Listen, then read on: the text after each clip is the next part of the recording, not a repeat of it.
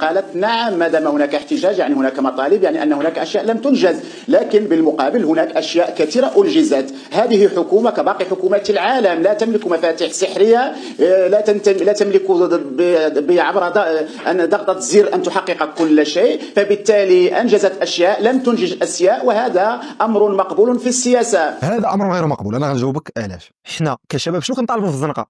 واش بانجاز الغير منجز ولا باسقاط الفساد؟ بنادم تيقول اسقاط الفساد، شنو كتعني اسقاط الفساد؟ غنعطيك واحد المثال ديال الدراري الصغار. الا عطيتك واحد الكيكه وقلت لك دير لي فوق العسل، اذا درتي العسل دونك نجحتي في المهمه، اذا ما درتيش فوق العسل دونك فشلتي في المهمه. ولكن الا كليتي ديك الكيكه، واش هذا لم تنجز المهمه؟ هذا راه كليتي الكيكه.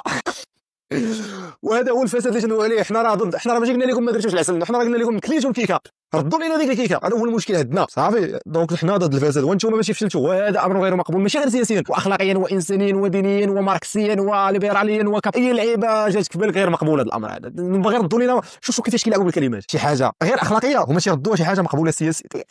شي ويلي ويلي ويلي.